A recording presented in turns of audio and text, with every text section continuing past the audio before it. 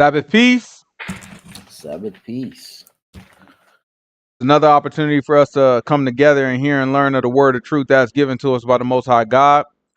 All honor goes to the Father through the Son, whose name is Yahushua. In him lies the only hope for salvation. We know that it is obtained by grace through faith, not of works, lest anyone should boast, and given freely as a gift to all who obey him.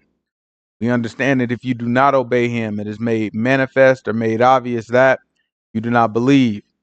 In this state, you should expect no good thing from the Most High. However, anything that you do get, whether it be a gift of tongues, a gift of prophecy, or any supernatural experience that you may have, it can and it will be used against you in the day of judgment. With that said, peace to the saints that are in the room, to the saints that couldn't make it, to the saints watching in on the camera, but no peace to the wicked. The only thing we say to them is repent, that they might live. What? Last week, we talked about what we read last week. We were at John 14. We talked about how Yahushua said, you know what I'm saying, have I been with you this long and you say you haven't seen the Father? Right? We talked a little bit about how Yahushua is making himself apparent that he is the representation, he is the image of the Most High God. Right? Sometimes you got to look at him, you got to look at it as an idol, right? The very thing that we always lean to do was create an image of God. And the Most High God was quick to remind us that he gave us no image. He saw no image. Well, Yahushua, being a man that he put his very spirit into a woman so that he be born, Yahushua is the very image of the Most High God, right? And that's why he said, if you see me, you've seen the Father, right? So he's talking about the visual image, right? If you've seen his image, you've seen the Father. What else we talk about, right? We talked about John 15, right? Told us about being connected to the branch. Also told us, remember, he told us how to establish a relationship with Yah, right? If you want a relationship with God, you want a personal relationship with the Messiah, with Jesus Christ, right? The only way to have that personal relationship is by keeping the commandment. That's what John 15 told us. He said, he said, no greater love than anyone than he laid down his life for his friends. He said, you are my friend if you do whatever I command, right? And then he also said, no more do I call you servants, but I call you friends, right? And we tied that back to Abraham. Remember, Abraham was called a friend in Isaiah, right?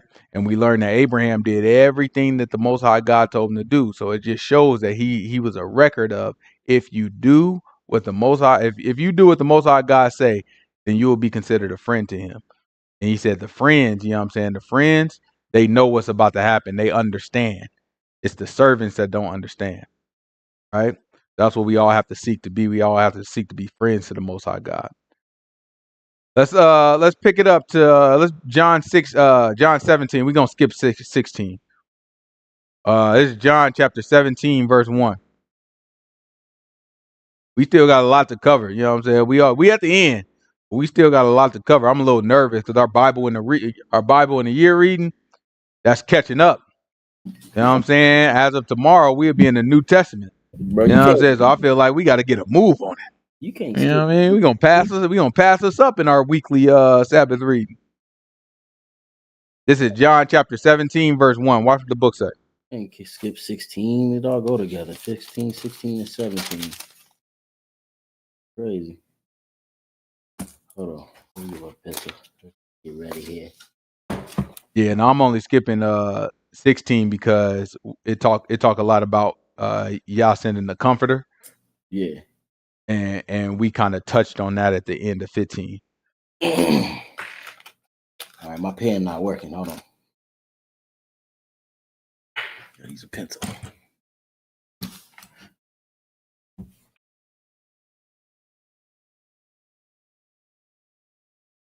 You said 17 verse 1? This is John chapter 17, verse 1. Watch what the book say.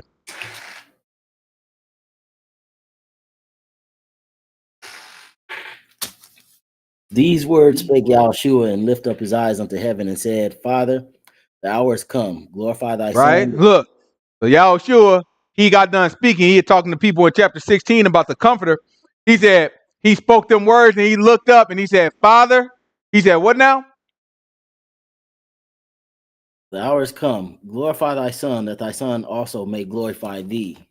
Look, he said, glorify thy Son, that thy Son may also glorify thee. Right? So he said, man, look, Father, he said, I need y'all to picture it. You know what I'm saying? Like, y'all can't just read this stuff and just be like, oh, this is like a Shakespeare poem. You know what I'm saying? No, you got to picture it and put yourself there. Like, you're there. This is a human being. By now, you've been walking with your mans, but he's supernatural because he do all types of crazy stuff. And then it's like, we know that he the son of God. And he just called himself the Father, right? Then he look up and he say, Father, glorify. What did he say? Read it again. I Glorify want to thy get it Son. right. Glorify thy Son, that thy Son also may glorify thee. Right? He said, glorify thy Son, that thy Son may also glorify thee. Watch what he say next, though. As thou hast given him power over all flesh, that he should give eternal life as to many as thou hast given him. Mm-hmm. This is So eternal. look, now he's saying, look, I, the Son, have the power to give eternal life to whoever I want. You've never heard a human being talk like this. Everybody standing around, nobody has ever heard somebody like pop off the way he doing it. Right? So he just sitting there casually talking to the Most High God. Then watch what happened next. And this is eternal. And this is life eternal, that they might know thee, the only true God, and Yahushua the Messiah, whom thou hast sent. I have glorified thee on earth. I have finished the work which thou gave me to do. And Now now, watch it. He said, I've glorified you on earth. He's like, I finished the work what you sent me to do. I did everything you told me to do. Now watch what this boy say next. and now, O Father, glorify thou me with thine own self, with the glory which I had with thee before the world was. Listen to him. He talking to God. He said, look, man, I glorified you while I've been here. And I did everything you told me to do. So now, go ahead and glorify me with the same glory that what? I want you to read it slow so they can hear it. Glorify thou me with thine own self, with the He glory. said, glorify you, me, right? So I want you to glorify me with you, right? So in other words, I want to share the glory that you got. And then watch what he say. With the glory which I had with you before the world was. I want to share your glory, God. You know, the same glory that we used to share before the world was created. Now listen, I know it's a lot of y'all out there that be like, man, look, the Messiah, he was just, you know what I'm saying? He was just a great prophet. You know what I'm saying? You have to understand the Messiah, he just a man like you and me. He was just chosen by the Most High God. He wasn't God himself. I hear you. But now you have to take into account that the man just told you, look, I want the glory that you got. You know, the same glory that we used to share before we created the world. That changes things because now there's no person like you and me that can ever say that. Not and still not like the only way a person can say that, just like a regular human being can say that, is if we gonna call them a liar after they say it. But can't nobody say that and then not be called a liar. Nevertheless, we all recognize the man as some great man of the Most High God. You can't be a great man of the Most High God and be a liar. That means what he's saying got to be true. And if what he's saying is true, then I don't see how he is not God. Right? I mean, that's the only way you can put it together because that's what the book say. Grab Isaiah for me. It's Isaiah 48. It's Isaiah chapter 48, verse 9. The man said, listen, I did what you told me to do. I glorified you here while I was on earth. And let's go ahead and get this thing over with. Go ahead and give me back the glory that we used to have. You know, the same glory that we had, before the world was. You know what I'm saying? Before we you don't remember when we put this thing together when we were doing this? Yeah, oh, man, look, I want that same glory. We got to say, what in the world is this guy talking about? He's either a lie. Like, you can't have it both ways. That's why I respect the Hebrew Israelites that don't even look at the New Testament. Like, man, I ain't looking at that New Testament, because at least they intellectually honest. They stand on, look, it's only one God, and can't no man be God. That's what they stand on. So since that's their principle that they stand on, they can't bring themselves to accept the New Testament. Now they got other problems. You know what I'm saying? They got other problems. Because I can talk, you know what I'm saying? When I talk to them, I tell them, ooh, man, if that's your stance, then you got to throw the whole book away. You know what I'm saying? You got to throw Daniel the prophet away too. You know what I'm saying? Because Daniel told you when the Messiah was going to come. He told you that the Messiah, no matter how you try to figure out the 70 weeks prophecy, one thing is for sure. He said it was going to be before the temple was destroyed. And by golly, the temple has been destroyed. Right? That means whoever the Messiah had to already show up.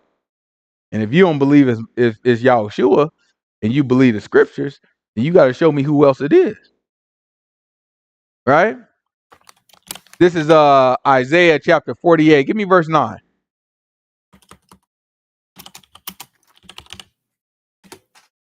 For my name's sake will I defer my anger, and for my praise will I refrain for thee, that I cut thee not off. Behold, I have refined thee, but not with silver. I have chosen thee in the furnace of affliction. For my own sake, even for my own sake, will I do it. Watch this. For how could my name be polluted? And I will. He said, how in the world could I let somebody pollute my name? He's telling you, he's like, listen, for my name's sake, I'm taking care of y'all. He's talking to us. He's talking to the Israelites, right? He said, for my name's sake, I'm taking care of y'all, right? I'm cleaning y'all up. I'm making sure that y'all end up being delivered, right? Because how in the world could I let my name be polluted? He know that if we go down and we never recover, that people gonna look at us and be like, wait a minute.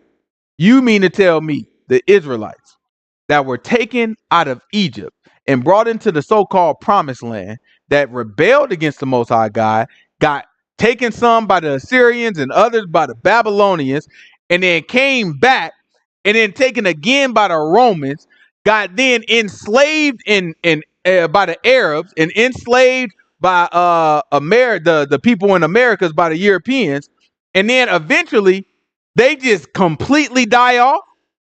When people look at that history, they're gonna be like, wait a minute, that's supposed to be the people of God? So then that would pollute God's name, right? So what he's saying is, listen, I gotta redeem y'all for my name's sake. Because by redeeming y'all, everybody gonna be looking like, oh dang, them is the people of God. And look how powerful God is. He don't play. They disobeyed him, he punished them, and then he exalted them back to being the people of the Most High God, and knowing the kingdom of priests and the the royal priesthood. Right? Being a kingdom of priests. So he's saying, listen, for my name's sake, I know if I don't do that, I know that these people are going to be polluted by my name. They're going to look at my name like it ain't nothing, like I'm a chump. So he's saying, look, the reason why I'm redeeming y'all is for my name's sake. How can my name be polluted? But watch what he says next. And I will not give my glory unto another. He said, I'm not giving my glory to anybody else. Nevertheless, you got Yahushua stand right up, look right in the sky. Hey, Father, look, man, I appreciate you, man, and I glorified you. Can you glorify me? I done did everything you said. I knocked it out, killed it, just like we talked about. Now, I'm just asking that, you glorify me with the glory that we have. Glorify me with you. The same glory that we used to have, I'm saying, back in the day. You remember before we created this world? Yeah, that glory. Right? It's him telling you that I share glory with the Father. But how can somebody share glory with the Father when the Father is saying, I will not give my glory to another? The only way that makes sense is that Yahushua and the Father are the same. Just like he just said in chapter 14, where he said, if you see me, you see the Father. I know it's tough to understand. I know it may not make sense, but I'm telling you, this man is God. Right? Keep going. This is our jump back over into John 5. Right? John 17. I mean John 17, verse 5. Right? He's explaining it to you very clearly. Listen, I need the glory that we used to have back before, you know what I'm saying? Like I was with you. You remember when I was with you creating the world? You know what I'm saying? I was with you like Proverbs try to tell you. Like grab Proverbs chapter 8. Watch what Proverbs chapter 8 tell you. Proverbs chapter 8 about to tell you exactly what Yahushua was talking about when he says, look, you know, the glory that we used to have before the world was. Proverbs chapter 8, it's about to explain exactly what he's talking about.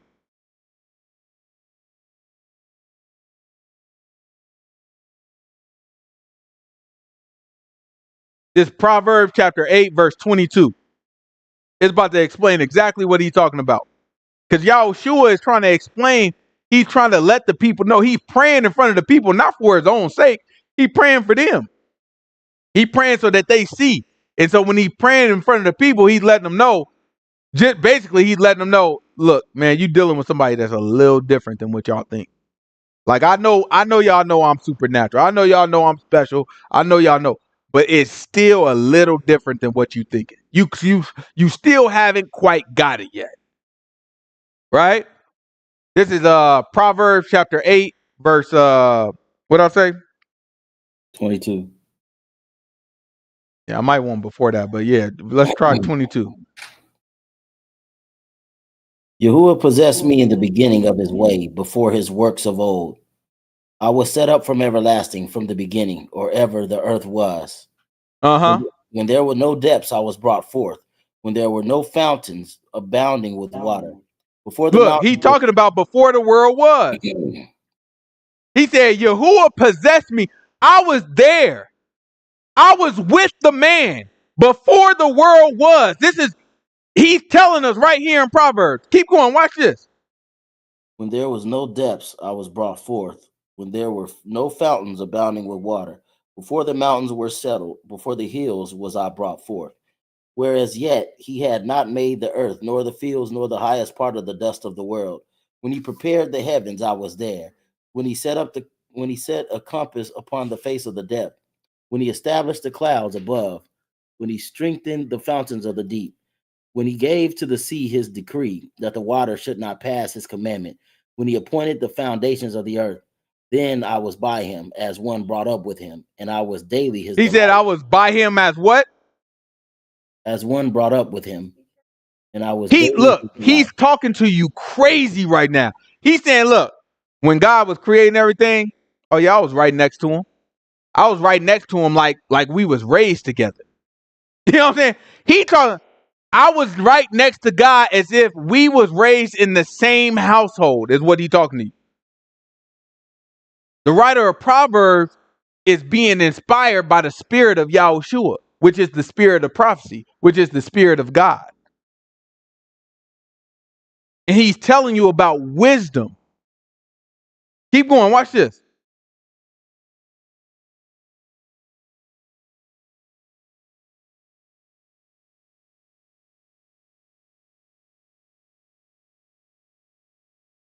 What verse we up? My bad. Rejoice in the habitable part of his earth, and my delights were with the sons of men. Now therefore hearken unto me, O ye children, for blessed are they that keep my ways. Hear instruction and be wise, and refuse it not. Blessed is the man that heareth me, watching daily at the gates, waiting at the post of my doors. For whosoever finds me finds life and shall obtain favor from Yahuah. He said, whoever finds me finds life and obtains favor of Yahuah. Right? This is the Messiah before the Messiah was. Then before he came into the flesh, that's who it's talking about right now. Right? But you have to be able to understand the scripture. The only way that you can understand this is if you believe the scripture. Because if you truly believe the scripture, it ain't no wiggling around it. The man told you he ain't going to give his glory to another. It got to be the same one. He said, man, I was standing next to him. Wisdom was standing next to him like as somebody who was brought up with the everlasting God. Are you kidding me? Right? But that's how it goes. Because you start off, Yahushua, he starts off as God, the spirit of the Most High God, the creator, the one that's right there creating everything. Everything that was created through him. Right? In the beginning. And how you think that, huh? In the beginning was the Word.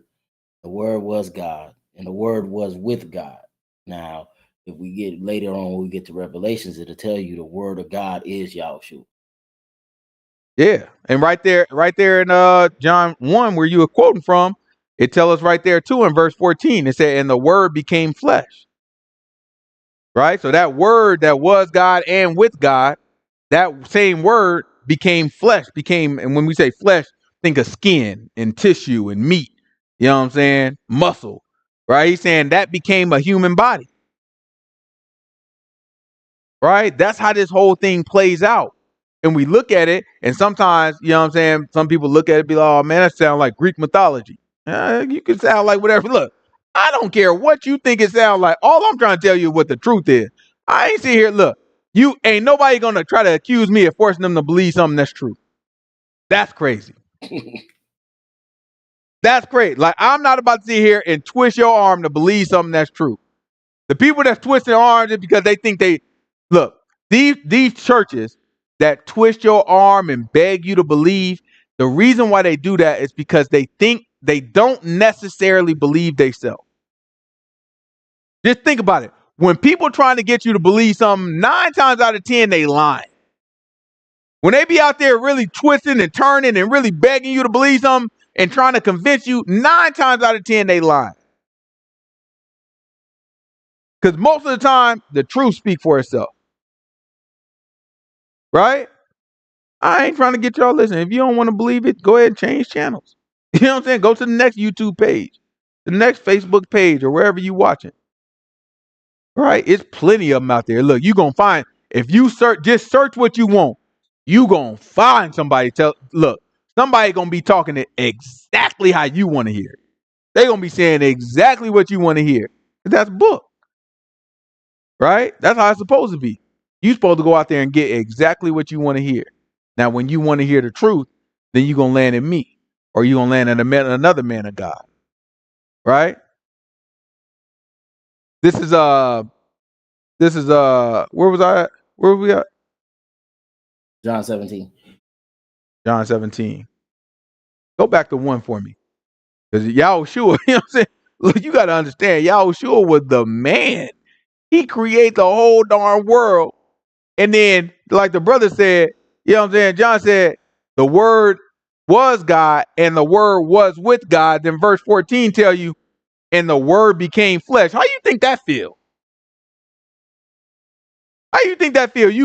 You are a spirit, all powerful, and then your butt get placed inside of a baby, inside of a woman's stomach, and you just got to sit there for 9 darn months. Then after that, you born. You can't even use you all powerful God. You can't even use all your faculties. You know what I'm saying? You sitting there like, man, come on, hurry this up. He sit there. Yahushua was itching because this is the Most High God we talking about. He's itching. Can't wait to get to business. He 12 years old. He's sitting in there trying to learn because he got to deal with memory issues now. He got to deal with all the human problems.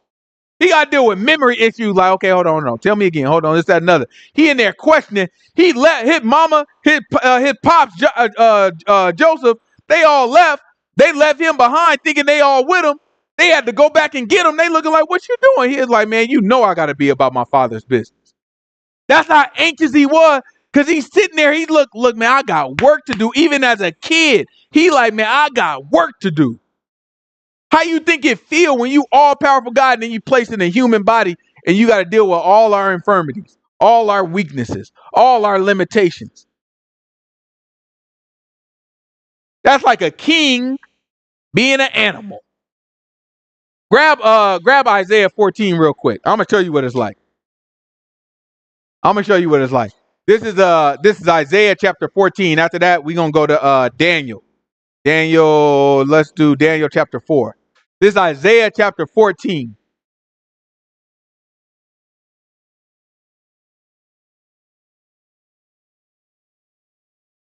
And jump on down to like verse 4. You on mute? No. All right.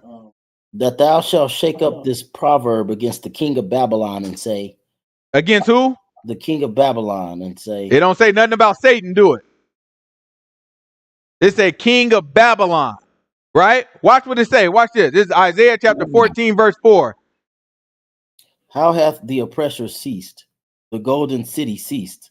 The Lord has broken the staff of the wicked and the scepter of the rulers. He who smote the people in wrath with a continual stroke, he that ruled the nations in anger, is persecuted and none hindereth. The whole. You don't think this is how God felt? Right? If we read Revelation, it's going to tell you a city of gold with streets paved of gold, right?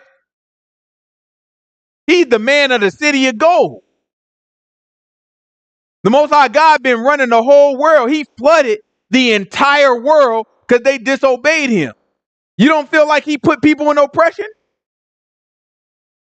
He told Adam, listen, because you disobeyed me, now the ground ain't going to give what you wanted to give. You don't think that's oppression?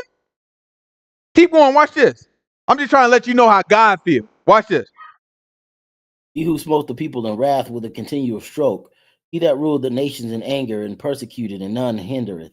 The whole earth is at rest and is quiet. They break forth into singing. Yea, the fir trees rejoice at thee, and the cedars of Lebanon, saying, since thou art laid down, no feller is come up against us. Hell from right? Then they killed the man. We about to read it, but when they killed Yahushua, everybody was like, oh, well, we did it. We got him.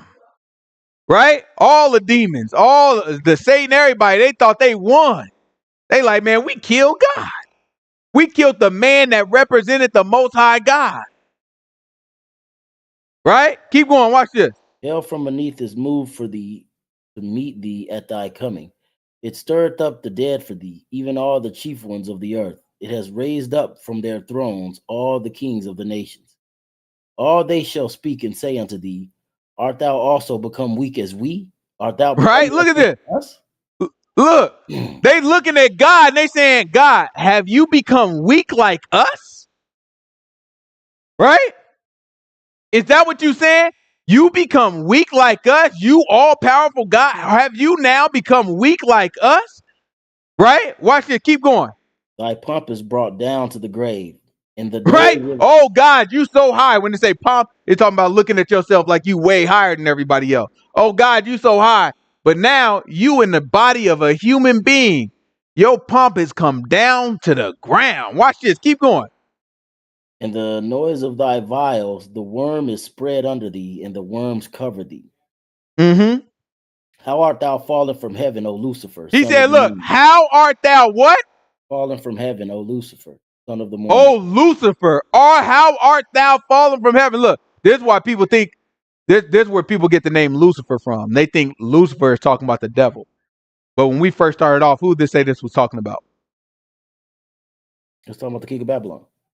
It says, say this proverb to the king of Babylon. This don't have nothing to do with the devil. It's talking about the king of Babylon. His name was Nebuchadnezzar. He was an actual, factual person in history, right? He was a ruler of an empire, one of the greatest empires in the world, right? His name was Nebuchadnezzar. And the reason why this parable represents him is because he was the king of the entire world. Even the animals obeyed him. Everything was in his power. But the Most High God, he took him and made him act like an animal. He took his brain away. We're going to read it. Keep going. Watch this. He said, "Oh, have you fallen from heaven, O Lucifer?"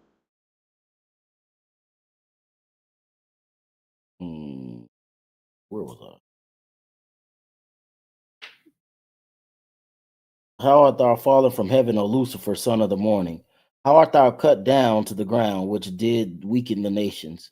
For thou hast said in thine heart, I will ascend into heaven. I will exalt my throne above the stars of God.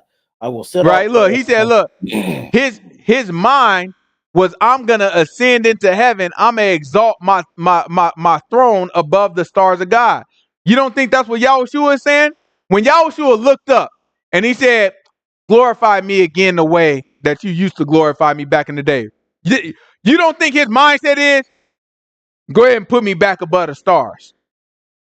Put me back up again above the angels where I used to be. Right? It's talking about Nebuchadnezzar, but it all testify of Yahushua. Right? Keep going. Watch this. I will sit also upon the mount of the congregation in the sides of the north. I will ascend above the heights of the clouds. I will be like the Most High. Yet He thou said, I will be like the Most High. Why do you think when he say, when you see me, you've seen the Father? Right? Keep going. Watch this. Yet thou shalt be brought down to hell, to the sides of the pit. They that see Right? He had to die first. Yahushua had to die first, and that's what we gonna read. Right? Yahushua first had to be killed. The whole thing, the whole book testified Yahushua. Right? But it's actually talking about Nebuchadnezzar. But if you look at Nebuchadnezzar, Nebuchadnezzar's life is talking about Yahushua. Let's go before we grab Daniel 4, grab Daniel 2. This Daniel chapter 2. Jump on down to verse 36 for time's sake.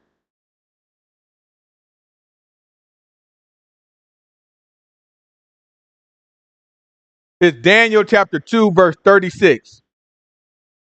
What does the book say?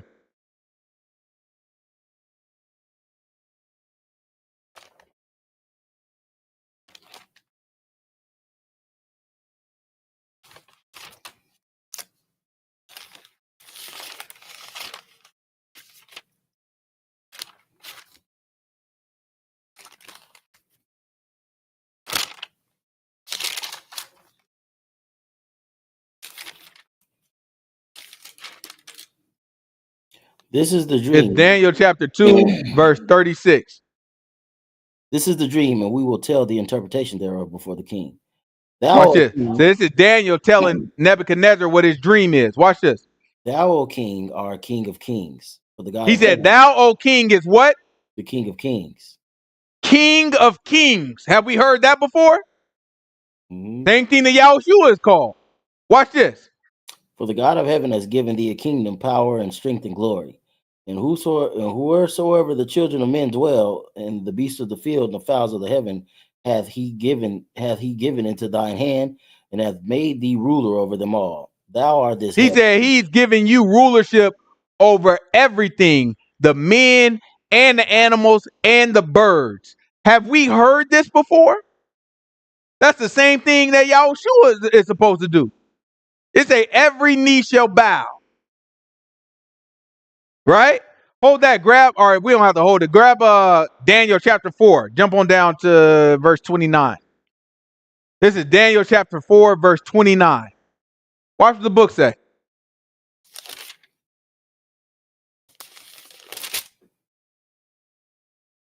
At the end of 12 months, he walked in the palace of the kingdom of Babylon. The king spake and said, Is not this great Babylon that I have built for the house of the kingdom by the might of my power and for the honor of Right? my Ain't majesty? that what Yahushua was just saying? This the, you know what I'm saying? Restore me back to the glory that I had when I was with you. You remember before we created the world? This is what Nebuchadnezzar saying. He is like, it's not this Babylon that I built. You know what I'm saying? This great Babylon that I built. It's not this my Babylon. Don't y'all like how I put this thing together? He was basking in his glory. Then watch this. While the word was in the king's mouth, there fell a voice from heaven saying, O King Nebuchadnezzar, to thee it is spoken, the kingdom is departed from thee, and they shall drive thee from men, and thy dwelling shall be with the beasts of the field. They shall He said, make your thee dwelling shall be where? with the beasts of the field. Keep going, watch this. They shall make thee to eat grass as oxen, and 7 times shall pass over thee, until you know that the Most High ruleth the kingdom of men and giveth to whomever he will. Mm-hmm. The same hour was the thing fulfilled upon Nebuchadnezzar, and he was driven from men, and did eat grass as oxen, and his body was wet with the dew of heaven, till his Right? hairs So were now grown. Nebuchadnezzar lost his mind and he started acting like an animal. He thought he was an animal. But this is what the Most High God did to Nebuchadnezzar because it's pride. So what we read in Isaiah chapter 14 was actually talking about Nebuchadnezzar and his pride, how he wanted to be like the Most High God. He wanted to be exalted. He wanted to be worshiped as a God, right? So the Most High God said, okay, I gave you all this power. I made you king of kings over all the nations. But since you've yet to honor me, you've yet to give any glory to me, now I'm about to take everything from you and make you think that you are an animal. So he lost his mind in one day and started running out there eating grass right out of the field like he's a darn cow. Right? Keep going. Watch this. And his body was wet with the dew of heaven, till his hairs were grown like eagle's feathers, and his nails like birds' claws. And at the end of the days, I, Nebuchadnezzar, lift up my eyes unto heaven, and my understanding returned unto me. And I Look, so bless then at the end of the days, I, Nebuchadnezzar, did what? lift up my eyes unto heaven, and my understanding returned unto me. Go And I back to John. This is John chapter 17, verse 1. Watch this. Whole book is testifying. He said, at the end of the day, I'm an animal in my lowly self. You know what I'm saying? Then at the end of my days, I just happened to look up and my eyes went to heaven. And then all of a sudden, my understanding came back to me. that's where they start playing the organ. Doom, doom, doom, doom, doom, doom, doom. This is John chapter 17, verse 1. Watch this. These words spake Yahushua, and lifted up his eyes to heaven, and said, Father, the He did hour. what now? Lifted up his eyes to heaven. I don't know. His understanding probably about to come back to him. Watch his understanding start coming back. Watch what he said. Father, the hour is come. Glorify thy Son, that thy Son also may glorify thee. As thou hast given him power over all flesh, that he should give eternal life to as many as thou hast given him. And this is life eternal, that they might know thee, the only true God, and Yahushua the Messiah, whom thou hast sent. I have Just glorified like thee on the earth. Nebuchadnezzar, he had to glorify the Most High God. Right? Then watch this. Keep going. I have glorified thee on the earth. I have finished the work which thou hast gavest me to do. And now, O Right? Just like Nebuchadnezzar finished the time. Right? Nebuchadnezzar had 7 times that had to pass over him. And he said, when the days were complete, I looked up and my understanding came back to me. Yahushua said, look, man, I finished the work. I did my time. Right? He looked up, said, look, glorify me again the way we used to be glorified. You know, when we put this whole thing together, you remember that. You know what I'm saying? When I came up with you, you know what I'm saying? You remember when I came up with you, just like I was somebody in your own household, like we was raised together? Go ahead and glorify me like we used to be glorified when he looked up. The whole book is testifying of the man. Keep going. Watch this. And now, O Father, glorify thou me with thine own self, with the glory which I had with thee before the world was. Mm-hmm. I have manifested thy name unto the men which thou gavest me out of the world. Thine they were, and thou gavest them to me, and they have kept thy word. Now they have known that all things whatsoever thou hast given me are of thee. For I have given unto them the words which thou gavest me, and they have received them, and have known surely that I came out from thee, and they have believed that thou didst send me. I pray for them. I pray not for the world, but for them which thou hast given me, for they are thine. Now tell me about this Jesus Christ that loves everybody. Read that part again. What verse is that? 9. It's verse 9. Read 9 again. Watch this. I pray for them. He said, I pray for them. Who is the them in this sentence? The apostles. The disciples, right?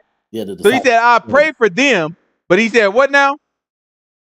I pray for them. I pray not for the world, but for them which thou hast given me, for they are thine. He said, I don't pray for the world. I'm only praying for them. At some point, look, the reason why we just read straight through the Bible is because y'all will never be taught this stuff. These crooked pastors will never teach y'all this stuff. Because if you know it, then now it put a different level of urgency on your outlook. If you know the Most High God is not praying for you, He not looking for you, the Messiah is not looking for you as long as you a sinner, then that changes how you look at things. You walk around repeating a lie to yourself. Well, I might be messed up and I have my rough times and, I walked away from God. But I'll tell you one thing, He ain't never walked away from me. You're a liar and you don't know the scripture. As soon as you walked away from Him, He walked away from you. You went that way and He went that way. They like to believe the man just stood there and chasing them. You've never seen it. About to chase, most of our guy ain't about to chase your darn butt. You walking away, you lost your darn mind. He telling you right here. Now I pray for them because they stuck with me. They obey your word. These the ones. I pray for them. I don't pray for the world. He specifically said he could have left it at, I pray for them. He wanted you to know, I'm not praying for the world. I'm praying for the ones that do the word. Keep going. Watch this. And all mine are thine. And sick of these people lying.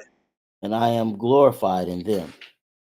And now I am no more in the world, but these are in the world. And I come to them. He said, look, at some point I'm about to leave. And I'm going to leave behind these righteous men, these disciples, the one that keep the word and teach the word. Watch what he says next. And I come to thee, Holy Father, keep through thine own name those whom thou hast given me, that they may be one as we are. While I was with them in the world, I kept them in thy name. Those that thou gavest me, I have kept, and none of them is lost, but the son of perdition, that the scripture might be fulfilled. And now come I to thee, and these things I speak in the world, that they might have my joy fulfilled in themselves. I have given them thy word, and the world has hated them, because they are not of the world, even as I am not of the world. I pray not that thou should take them out of the world, but that thou should keep them from the evil. They are not of the world, even as I am not of the world. Sanctify them through thy truth. Thy word is truth. As thou hast sent me into the world, even so have I also sent them into the world. And for their sake I sanctify myself, that they also might be sanctified through the truth. Neither pray I for these alone, but for them also. He said, neither pray I for these alone. Watch what he said. He said, he said, look, I pray for them, not for the world, right? But I'm not only praying for them. Watch who else gets a prayer.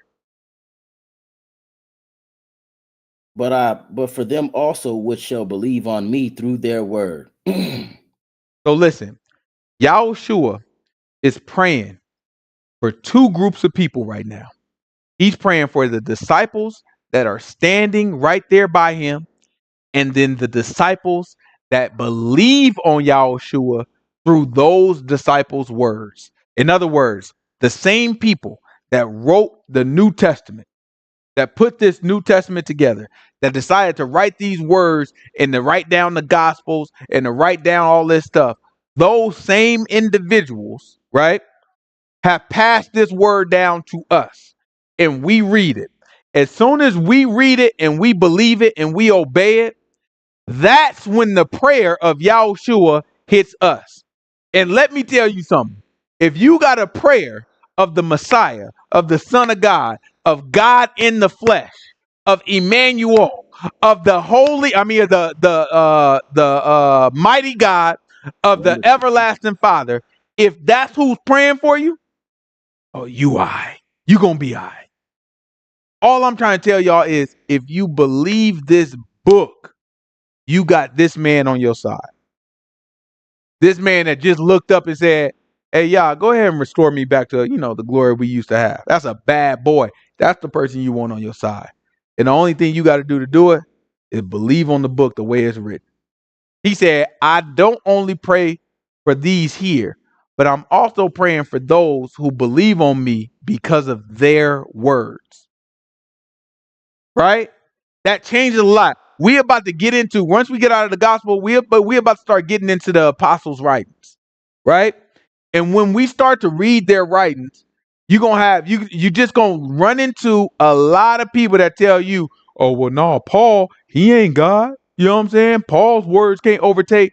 You have to shut your mouth, because what you have to understand is what the Messiah is trying to explain to you is these people that we about to be reading about in the New Testament, he's saying, I'm praying for the people who believe on me because of their words. The man sent them to speak. What you might want to do is shut your darn mouth. Keep going. Watch this.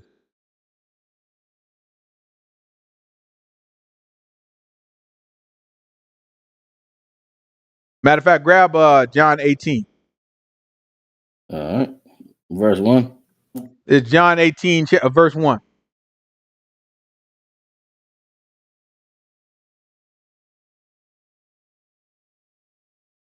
Watch this. When Yahushua had spoken these words, he went forth with his disciples over the brook Kidron, where was a garden into the which he entered and his disciples. And Judah also, which betrayed him, knew the place. For Yahushua Right? So he went to a place that they always go. So Judah, remember last week we read Judah got paid off to set him up. So Judah know that they always go to this place. Remember, we ain't got no GPS. We ain't got no darn, oh, let me get your location. Let me track your location. We don't have none of that. So remember, Judah's job, his job is to find Yahushua and tip people off like that's him. Because don't nobody know what Yahushua look like. They heard of him. They know he the man, but they don't really know what everybody look like. So his job is to point him out like that's the one. I know because I run with him all the time. Give me the money. That's him. Right? In Judah's mind, because he runs with Yahushua and he's been with Yahushua this whole time, he knows that Yahushua has never committed a crime. He knows that Yahushua is the most righteous man that he's ever seen in his life. Right? So I don't believe that Judah thought anything was going to happen. He thought he was going to collect a quick 30, put it in the bag. Yahushua get gaffled up. They got to let him go because he didn't commit no crime. And then guess what? I got my money and I got my man Yahushua. I believe in his mind, that's how he thought it was about to play out. So now, Judas is about to meet up with Yahushua at the place that they always go. Right? And he's about to try to dime him out. Watch this.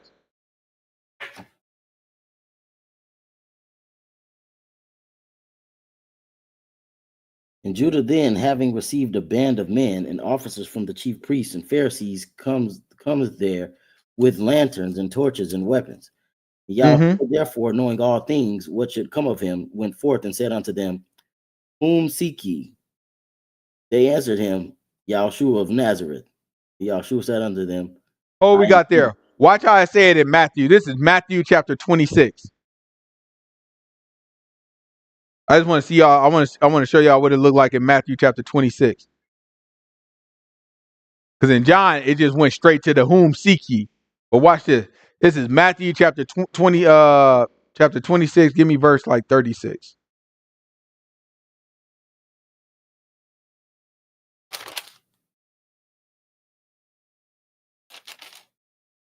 You said Matthew what? Matthew chapter 26, verse 36.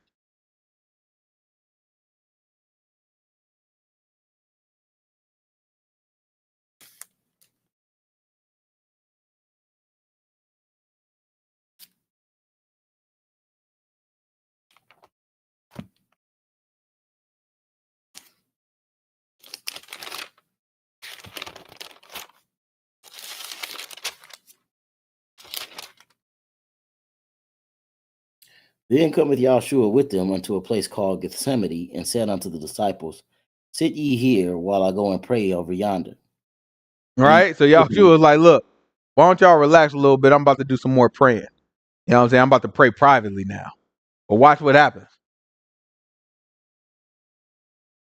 And he took with him Peter and the two sons of Zebedee, and began to be sorrowful and very heavy.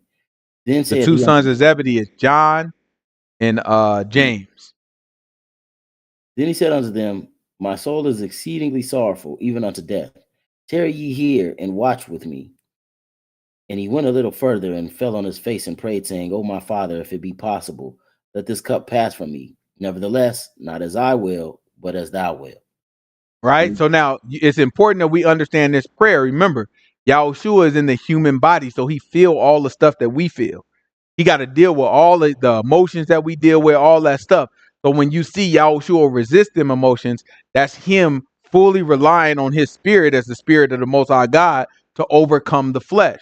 That's what the whole book is about, right? The book is about teaching us how to overcome the flesh, and what all that means is we have natural. Anytime look, everybody make mistakes. It's natural. Or it's natural for a little boy to do this, or it's natural for a man to want this, or it's natural for a woman to want this, right? We use that word natural to defend a weakness, right? Basically, we saying, everybody does it. It's because we're human beings, right? So now what the Most High God is telling us is, and what he's showing us with Yahushua is, he has a spirit that if we rely on it, we overcome what's natural. So it's spiritual versus natural, right? So Yahushua is showing us how do we overcome our nature, right? And so you can see the nature of humans right as Yahushua is praying right now. Yahushua's immediate prayer is, Father, take this cup from me, right? So then remember what the cup is. Y'all remember when we read in Jeremiah, right? And we had the cup, and Jeremiah took the cup and he took it to all the kings of the world, and the cup had wine in it. He told them to drink it, and the wine represented the wrath of the Most High God. So what Yahushua is saying when he says cup, he's drawn on imagery that we have from past prophets. That cup represents the wrath of God. So he's saying, God, take away this punishment that you're about to put on me, right? Don't make me drink of this cup. Don't make me have to take on this punishment, because he knows that he's about to be punished for the sins of everybody that he did not commit himself. Right? So then after he says that, he catches himself. He said, whoa, I know it's not my will, but your will. Right? But he asked for it to be taken away. But then he had to catch himself and be like, okay, it's your will. Because that's the human piece. Right? He's feeling the same things that he's feeling, the same fear that we feel. He's feeling the same anxiety that we feel. He's feeling the pain. He's feeling the sorrow that all of his friends that he met, that he been walking around with, he about to lose them.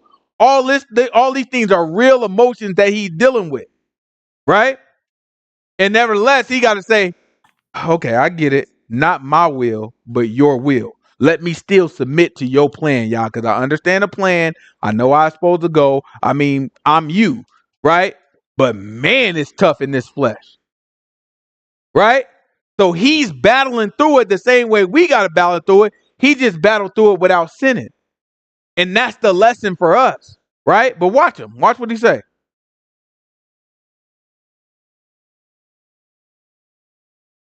And he cometh unto his disciples, and findeth them asleep, and said unto Peter, What, could ye not watch with me 1 hour? Watch and pray, that ye enter not into temptation. The spirit indeed is willing, but the flesh is weak. He went away again the second time, and prayed, saying, O my Father, if this cup may not pass away from me, except I drink it, thy will be done. And he Right? He said, look, if it ain't, in other words, he's saying, I know what's coming. To answer Sister Tia's question, I know what's coming next. And I'm afraid, right? He's talking to Most High God and pretty much telling him, I know what's coming. And it's bringing sorrow to me.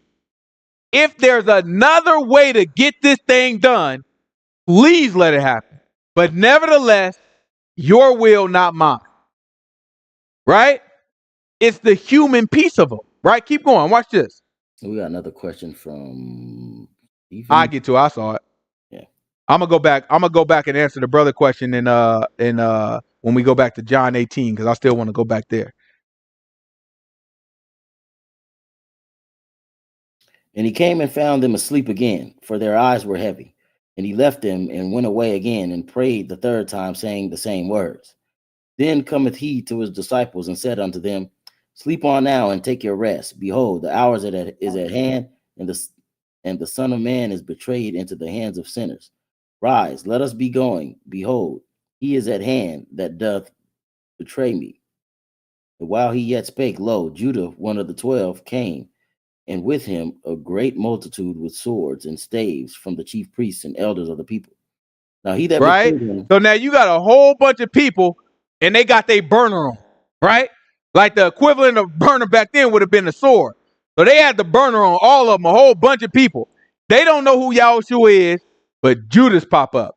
Yahushua already know the play. So he telling the people, man, y'all sleeping now, but I'm trying to tell you, it's about that time. You know what I'm saying? The dude that's about to betray me, he coming. All of a sudden, Judas pop up. Everybody got burners on him. He leading the crowd. But Judas coming friendly. He coming like, hey, Yahushua, how you been? He got this whole crowd of people, burners up, hand on clutch. They looking like, hey, Yahushua, what's going on? You know what I'm saying? Hey, watch what happened. now he that betrayed him gave them a sign, saying, Whomever I shall kiss, that same is he. He hold him fast. And forthwith he came to Yahushua and said, So what this is saying is Judas made a deal with all the people, all the people that work for Caiaphas. You know what I'm saying? The high priest. Remember, the high priest set up the plan. He said, listen, it's better that one man die rather than the whole nation die, right? So everybody that's along the lines of that plan, they're with Judas. He made a deal with them saying, look, if y'all give me this money, I'm going to show y'all who he is. I tell you what, this how you know, because I can't just shout it out. So look, I'm just going to kiss him on the cheek, right? So when I walk up to this dude and I show him honor by kissing him on the cheek, that's the one. That's how you know it's Yahushua. So that's the sign he gave them. So they all walk up and they ready, you know what I'm saying? They ready to let it off. They ready to like, where is he at? Right? They all show up, and then Judas walk up to Yahushua and give him give him a kiss. Watch this. And forthwith he came to Yahushua and said, Hail, Master, and kissed him. And Yahushua said unto him, Friend, wherefore art thou come?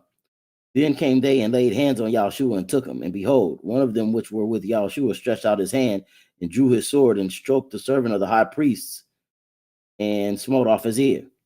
Right? So listen, that's the servant of the high priest. So one of Yahushua's people took his sword out and cut the man's ear off. Quick. Got right with it. Like as soon as they were, what boy, hold on, who you touching? So it shows you, I just want y'all to see the attitude of the people. A lot of times these Christians be trying to teach y'all to be weak and soft. No. That wasn't their attitude. Their attitude was, hold on, what you talking about, boy? Right? So Yahushua, you remember when Yahushua told the disciples, he said, look, I want y'all to go into all these different places and tell them about me. Anybody who would invite you to the house, he told them, don't take a sword, don't take nothing with you, just go, right? But then grab real quick. We're going to come right back here. Grab Luke chapter 22 for me real quick. This is Luke chapter 22.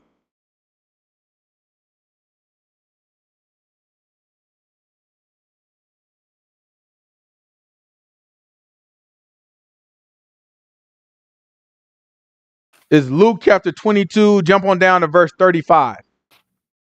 So this already happened. We didn't read this, but this already happened, right? This happened like right after. You remember when maybe a couple weeks ago when we read that Yahushua told Peter, he is like, yeah, now you're gonna deny me 3 times before the cock crow. Right? So then this happened right after that, right? But watch this. This is Luke chapter 22, verse 35. Watch what the book say. And he said unto them, When I sent you without purse and scrip and shoes, lacked ye anything? And they said, Right? So he told them, he said, look, you remember when I sent y'all into all them towns and I told y'all not to take y'all nothing with you? Didn't y'all get everything that y'all need? Like, did y'all lack anything? Right? He asked them that question, and watch this.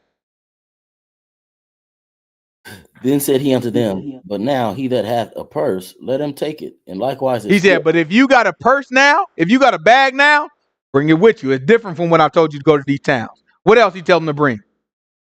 let him take it, and likewise his scrip. And he that has no sword, let him sell his garment and buy one. Right? He said, if you don't have a sword, make sure you go buy one. This is what Yahushua is telling his disciples. He's saying the time is changing. If you don't got one, now make sure you get it. Right? So then we fast forward, go back to John chapter 18. And then we're gonna answer the brother question. Because the brother Stephen said, so hold on. Why did all the people fall back? Right? All the people fall back.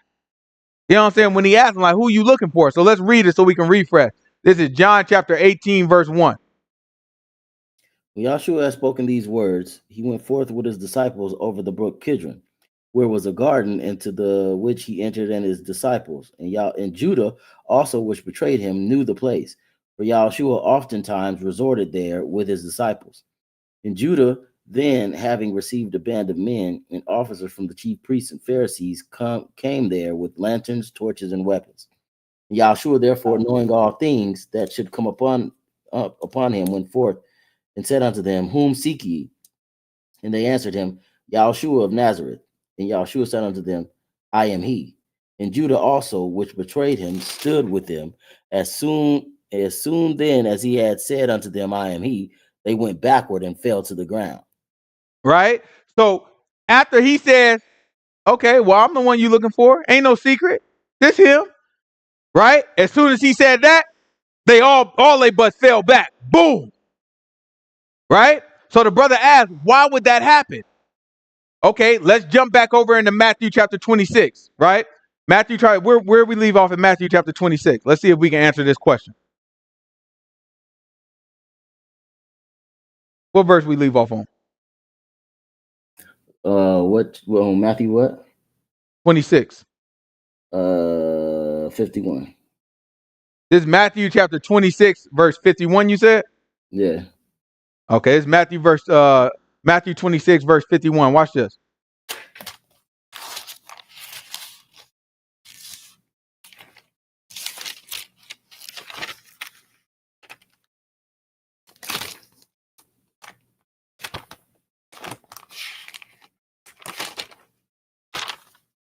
All right, so Yahushua you know what I'm saying? He asked him, I am he. You know what I'm saying? I'm who you looking for. You know what I'm saying? I'll be a huckleberry, right? And all that. These people, boom, they fall back. Right? So now we about to try to figure out why in the world would they fall back. And behold, one of them which were Yahushua stretched out his hand and drew his sword and struck a servant of the high priests and smote off his ear. Then said Yahushua unto him, put up again thy sword into his place, for all they that take the sword shall perish with the sword. Seest thou that I cannot now pray to my Father, and he shall presently give me more than 12 legions of angels? But how now then? This is why they fall back, right? So look, the man, his disciple who cut off the officer's ear, Yahushua was like, whoa, relax. You know what I'm saying? You have to understand, if you live by that sword, you gonna die by that sword, right? Don't you think? Then he said, don't you think that I could pray to my Father and have legions of angels right now? 12 legions, I think he said, right? Yeah. 12 legions of angels come right down and take care of this whole situation for me. So when they fell back, it was Yahushua letting them know that they had zero power over him that he didn't give them. Right? So the sequence, we read it in two different places, but the sequence of events, you know what I'm saying, is first, Judas comes, gives him a kiss on the cheek and say, Master, right? Then after that, the officers is like, okay, let's approach. Then after that, Yahushua look at the officers approaching, and he's saying, who you looking for? Right? Let's just let the cat out the bag. Who you looking for? They say, Yahushua. So he said, I am he. And after that, they fall back. They feel something and fall back. We're going to go back to 18, but this process repeats. So just so they know it's not a fluke, they fall back again. Then after that, they approach, and then that's when the ear get cut off, after they already fall back twice. So Yahushua has to show both sides. He has to show the people on his side, I have complete power over this situation. You don't have to cut off my man's ear, right? Because this, I'm giving myself to them. They not taking me, right? So he told them, don't cut off his ear. It was like when they was trying to come at Elijah. You know what I'm saying? Those bands, they kept getting burnt up. They kept on getting burnt up, right? So he cut off his ear. Yahushua heals the man's ear, right? And then he gives himself over. So when they fell back, that was Yahushua showing the officers that they had no power over him outside of what he allowed, right? And then when he cut his ear off, he stopped his disciple to show all his disciples that they have no power over him. He's letting this happen. So he is showing both sides of the situation. This is let's go back to 18. What verse we live off on? 6.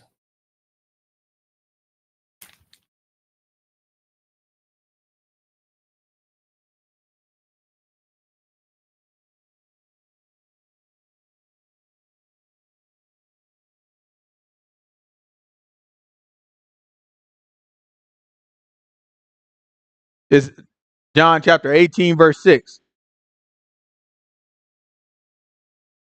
As soon then as he had said unto them, I am he, they went backward and fell to the ground. Then asked he them again, whom seek ye? And they said, Yahushua of Nazareth. And Yahushua answered, I have told you that I am he. If therefore ye seek me, let these go their way, that the saying might be fulfilled which he spake, of them which thou gavest me, I have lost none. Then Simon Peter, having a sword, drew it and smote the high priest's servant and cut off his right ear. The servant's name was Malchus. Then said Yahushua unto Peter, put up thy sword into the sheath. The cup which my Father has given me, shall I not drink it? Then the band and the captain and officers of the Jews took Yahushua and bound him and led him away to Annas first, for he was the father-in-law of Caiaphas, which was the high priest that same year. Mm-hmm. Caiaphas was he which gave counsel to the Jews that it was expedient that one man should die for the people. And Simon Peter followed Yahushua, and so did another disciple. That disciple was known unto the high priest, and went in with Yahushua into the palace of the high priest. All right, so now jump over to Matthew. Go back to Matthew 26. Started where we leave off. 53. 53. You can jump on down to we could keep reading from 53. This is Matthew chapter 26, verse 53.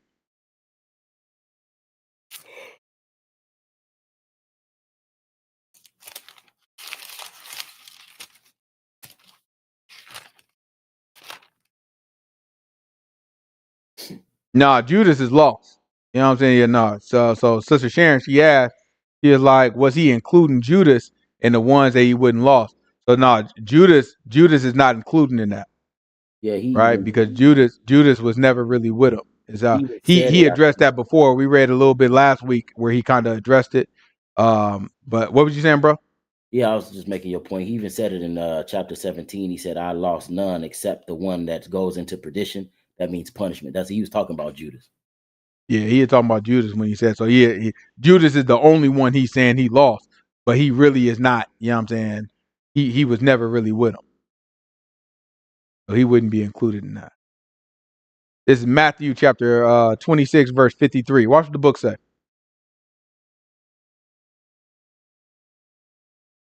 Thinkest thou that I cannot now pray to my Father, and he shall presently give me more than 12 legions of angels? But how then shall the scriptures be fulfilled, that thus it must be? In that same hour said Yahushua to the multitudes, are ye come out as against a thief with swords and staves for to take me? I sat daily with you teaching in the temple, and ye laid no hold on me. But all this was done that the scriptures of the prophets might be fulfilled. Then all the disciples forsook him and fled. Look, all the disciples ran off because now it's confusing, right? You see these people fall back, and all of a sudden they still come back, come for your man. Peter, he read it, bow, chop off the ear. Yahushua was like, oh, heals the man's ear that's trying to get him, and then tell Peter, relax. Don't you know this is how it gotta go? And so now they confused. The disciples looking like, okay, well, we can't help, but we also like that's our man. So then they just took off running, right? Then Yahushua got gaffled up. Watch this. Keep going. And they that had laid hold on Yahushua led him away to Caiaphas the high priest, where the scribes and the elders were assembled. But Peter followed him afar off unto the high priest's palace, and went in and sat with the servants to see the end. Now the chief priests and the elders and all the council sought false witness against Yahushua to put him to death, but found none. They sought what? False witness to put him to death. Keep going. But found none. Yea, though many false witnesses came, yet found they none. And at last came two false witnesses and said, this fellow said, I am able to destroy the temple of God and build it in 3 days. And the high priest arose and said unto him, answerest thou nothing? What is it which these witnesses against thee? But Yahushua held his peace. And the high priest answered and said unto him, I adjure thee by the living God, that thou tell us whether you be the Messiah, the Son of God. And Yahushua said unto him. So when he say, I adjure thee, so you have to understand that like Yahushua still has to keep the law, right? So Caiaphas is the high priest. According to our law, any man of Israel has to, has to give honor to the high priest. So now when the high priest is asking Yahushua, you not going to answer anything? Yahushua held his peace. So these people is coming out here lying on Yahushua. None of the lies worked except for these two. And these two said, no, he said he ain't going to destroy the temple. So it's two people saying the same thing. According to our law, a man can be killed based off of the witnesses of two people. So since these two witnesses are saying the same thing, the high priest was like, okay, well, answer for yourself. Yahushua is pleading the fifth, right? He's not saying anything. Then after that, the high priest says, no, I adjure you to say something. In other words, like I command you that you have to say something. And he's the high priest. So now Yahushua has to. Watch this. Thou hast said, nevertheless, I say unto you, hereafter shall ye see the Son of Man sitting on the right hand of power and coming in the clouds of heaven. Then the high priest. So now look, we don't have to get it, but Yahushua just like partially quoted the book of Daniel. And the book of Daniel talks about one like a son of man that's sitting in the clouds of heaven. And he comes as the Messiah, right? So then when the high priest heard that, this man, he's saying, this man is calling himself the Messiah, right? Keep going, watch this. Then the high priest rent his clothes, saying, he hath spoken blasphemy. What further need have we of witnesses? Behold. Right? So that made the high priest mad. He's spoken blasphemy. What other need do we have of a witness? Right? This is it. This is everything we need. Right? Keep going. What think ye? And they answered and said, he is guilty of death. He's guilty of what? Death. Right? So they got two witnesses to try to set him up for death, and the high priest went along with it. Who does that remind us of? We just read about him not too long ago. Y'all don't remember Naboth? You remember King Ahab and Jezebel? Grab 1 Kings for me. 1 Kings chapter 21.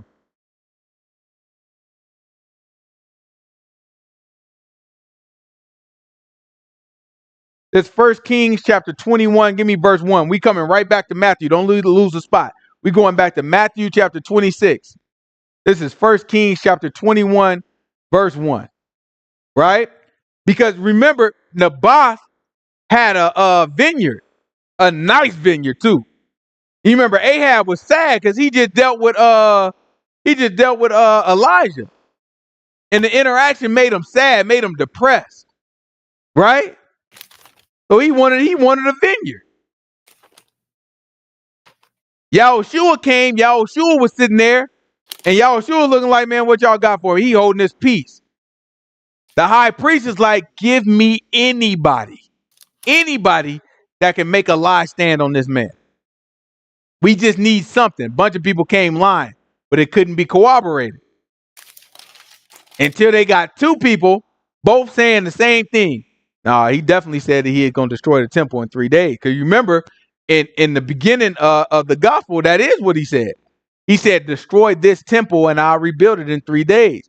He was talking about his body. But they must have been around and they heard it, or they heard somebody that heard it. And so they thought he was talking about the physical temple. So they looking like, nah, he definitely said he is going to destroy the temple.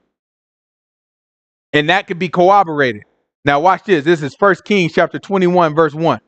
And it came to pass after these things that Naboth the Jezreelite had a vineyard, which was in Jezreel, hard by the palace of Ahab, king of Samaria. And Ahab spoke to Naboth, saying, give me thy vineyard, that I may have it for a garden of herbs, because it is near unto my house. And I will give thee for it a better vineyard than it. For if it seem good to thee, I will give thee the worth of it in money. And Naboth said to Ahab, Yahuah forbid me that I should give the inheritance of my fathers unto thee. And Ahab came into his house heavy and displeased because of the word which Naboth the Jezreelite had spoken to him. For he had said, I will not give thee the inheritance of my fathers. And he laid him down upon his bed and turned away his face and would eat no bread. But Jezebel, his wife, came to him and said unto him, why is thy spirit so sad that thou eatest no bread? And he said unto her, because I spake unto Naboth the Jezreelite, and said unto him, give me thy vineyard for money, or else, if it please thee, I will give thee another vineyard for it. And he answered, I will not give thee my vineyard. And Jezebel his wife said unto him, dost thou now govern the kingdom of Israel? Arise and eat bread, and let thine heart be merry.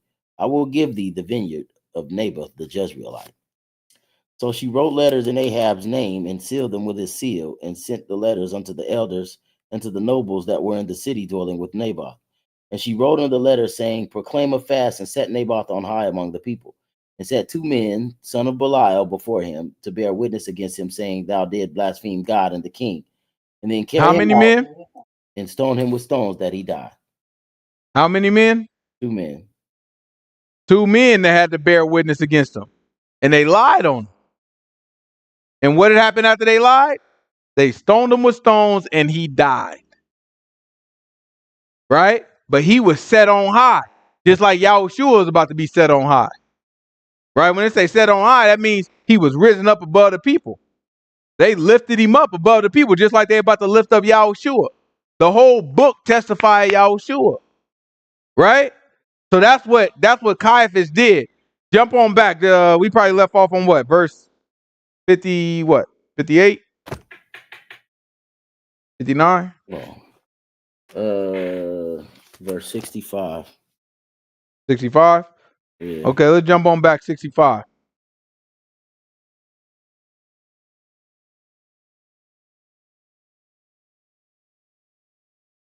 All right. This is Matthew chapter 26.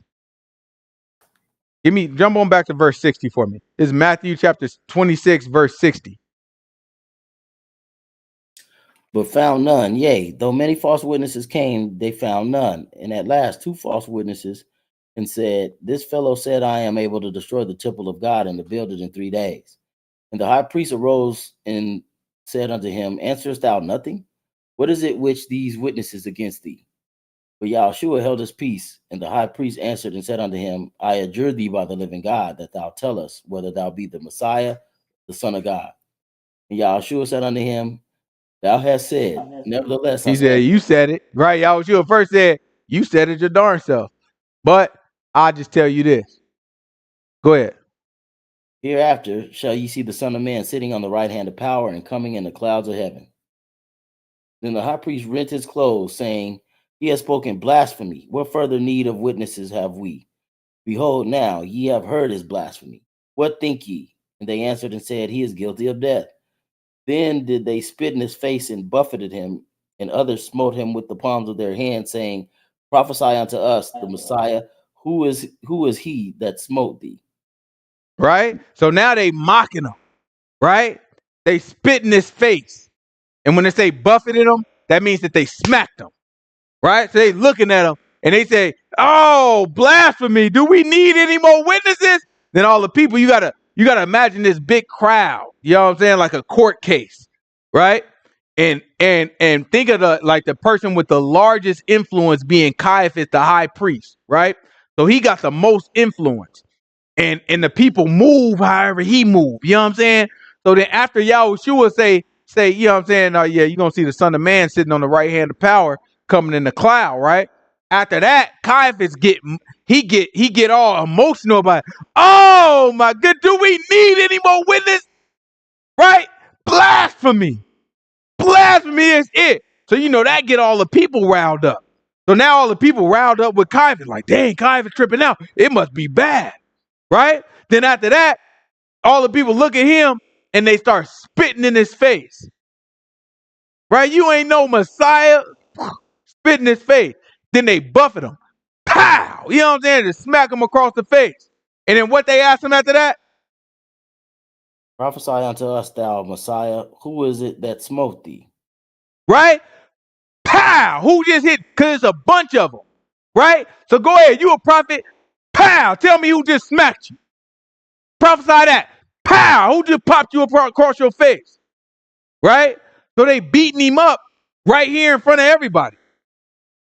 And Yahushua just got to sit there and take it. Right? So then if we rewind a little bit when he was praying, this is what he was talking about. He knew he was going to have to take a beat. And this is just the very beginning of it. They spitting on the man, smacking him across his face and mocking him. Oh, you a prophet, huh? Pow! Tell me you did that. Pow! Tell me who did that one. Uh-oh. Boom! Who hit you from the back? You can see from behind you can't. Bow! Smacking him across his face. And they just keep doing it. And this is about to be what he goes through for the next maybe 24, 48 hours. Right? Until he's finally dead. Y'all have to understand that, like, when we reading this stuff, you can't just look at it and just read it and let it happen. Like, you have to see it. You have to put yourself there, because that's why they left all this detail for us. Right? They left this detail so that we can get it and get an understanding. This stuff should move us. Right? When we see this stuff and we read about the sacrifice that the man made for us, it should move you. It should move your darn heart. Because the man ain't feel nothing different from you or me. He feel the same thing. When he gets smacked in the darn head, it hurts just like when we get smacked in the darn head. When he gets smacked in the darn... Look, I'm pretty sure he felt like he could take Caiaphas. I'm pretty sure he felt like, man, I'll lay hands on you. You know what I'm saying? But his mind got to say, I can't do that because that's not in the plan. That's not what God had me do. If we think about it like that, then we start thinking about our own little situations a little different. These people is always going to lie. These people is always going to set you up. Right? They can't wait to set us up. They lie to us and rock us to sleep. They make us think we something, just like they did Naboth.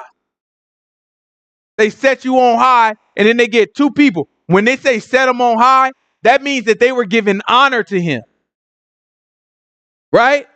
They set you on high and give honor to you, and then they going to call two people to come tell a lie.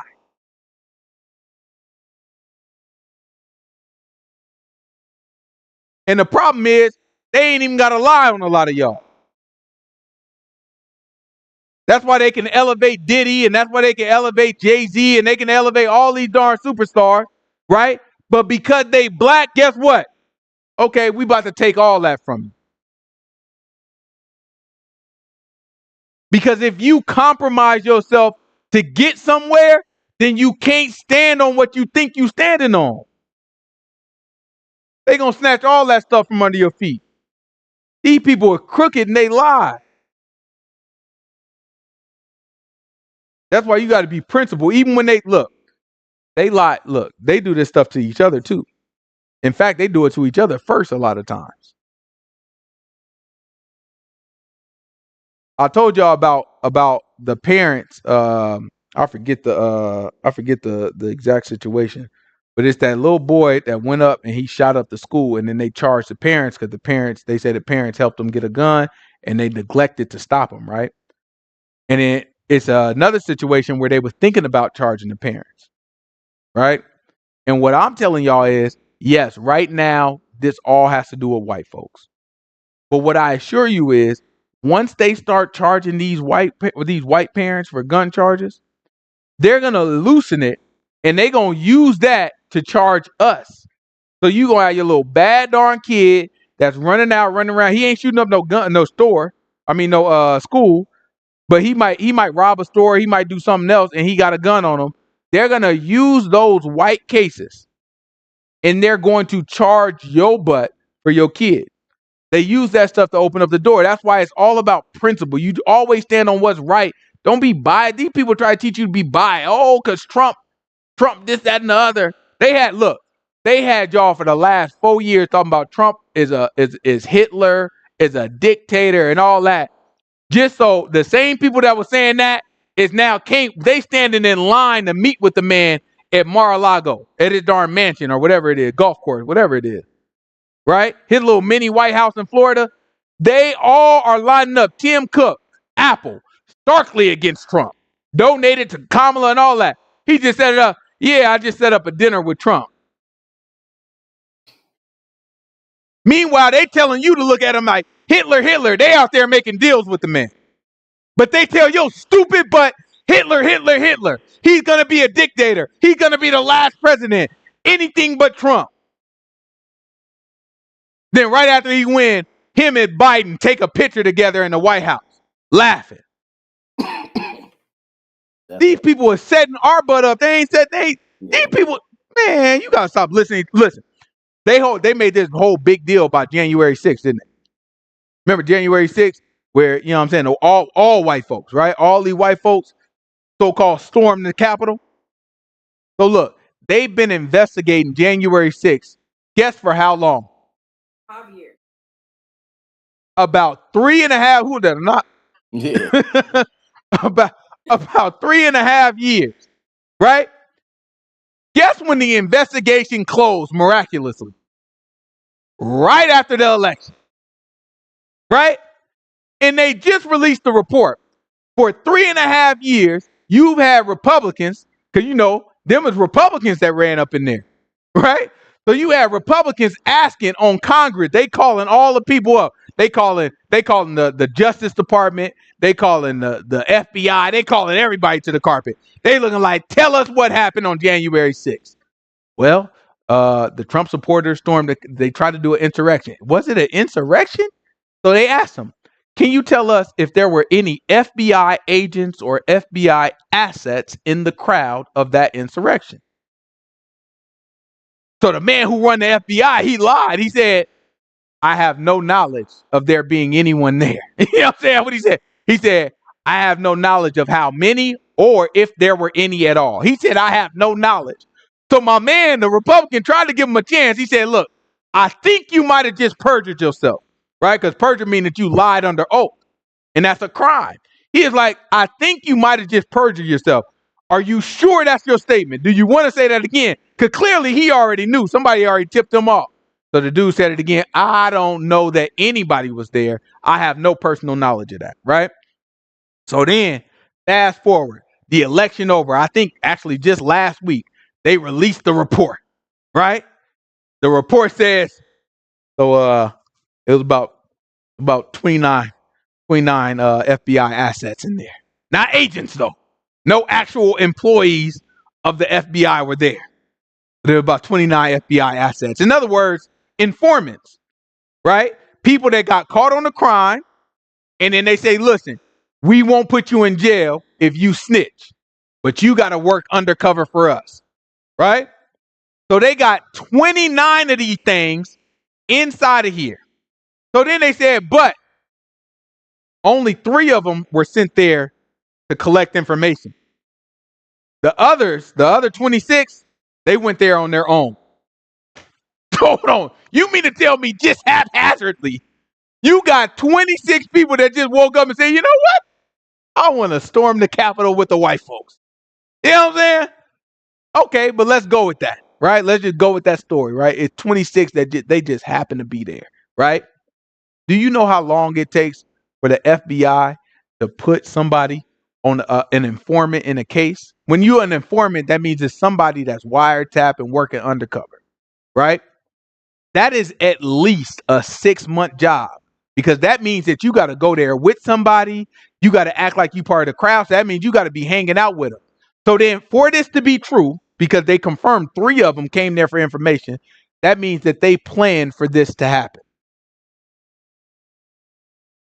All this stuff unraveled because these people are liars, and they got what they'll do because of their business. They will make you fight. And then we look at it like, oh, well, they white folks anyway, this, that, and the other. They would have did X, Y, and Z to us. They put these white folks, some of these white folks, they gave them 15 years for walking inside that Capitol, right? So now, what I'm about to tell you, this happens after the Democrats did this, right? This happens after the Democrats, for political purposes, tried to pin a bunch of riots on us, right? Remember all them Black Lives Matter riots? And really, it wasn't us rioting. It was the Antifas, they call them, right? It was you remember they used to have them white boys, you know what I'm saying, and all black and hoods. And then we have an all black, you know what I'm saying, protest. And the white boys start smashing windows and get everything going crazy. And then they try to pin that thing on us, right? So right after that, the Democrats do the same thing to the Republicans, right? And then the Republicans get 15 years because of it. A lot of the people that got caught with that getting 15 years. What you think is going to happen the next time we have a real riot? They've already done it to the white man. What you think they'll... Oh, well, if we gave white folks, them as our people, and we gave them 15 years, we got to get you 25. You definitely getting 20. And we ain't going to have to break into a Capitol to get it. They're going to give it to us for smashing a bottle on the street, for throwing a bottle at a cop, for lighting up a Molotov cocktail. Whatever we doing in our riot, they're going to give it to us. That's why everything has to be principle. If it's right for you, then it's right for me. And if it's wrong for you, then it's wrong for me. Because otherwise, they will use your hypocrisy against you. And that, honestly, is the most godly thing they can do. Because the Most High God's law says, judge and you shall be judged. So the same way that you judge somebody, it's going to come back to you. Which is exactly why he told Peter, if you live by the sword, you're going to have to die by the sword. The same way you give it up is the same way it's going to come back. Do not let these people play with you. Do not let your brain get confused. Keep everything straight up and down. Don't fall for nobody darn bias. Don't compromise yourself for nobody mess. Don't try to play no game that all these other people, let these people fight and you fight ours. Because I guarantee you, one thing I can guarantee you, the people of God will win. There is no L's that we going to take in the long run. We taking all the L's right now, but we not taking no L's in the long run. I assure you that I have never been more confident about that. You just stay straight up and down. Don't let these people move you. All this weirdo stuff these people got going on. Right? And that's what the Most High God stood on with Yahushua. Yahushua was ever able to stand in a crowd full of these people, and he taking this L. But who you think winning in the end? This L don't mean nothing. We got to let our losses be strategic. I take a loss because I gave it to you. You can't take me. I'm giving myself to you. Who you looking for? I am he. They but fall back. You can't take me. I'm giving myself to you. This is my L that I've chosen. And I've chosen it because I know I got a bigger W coming. And that's how we all have to take our L's. We don't take our L's out of no accident. We take it because we choose it. And at that point, it's not an L, it's an investment. Right? Any questions?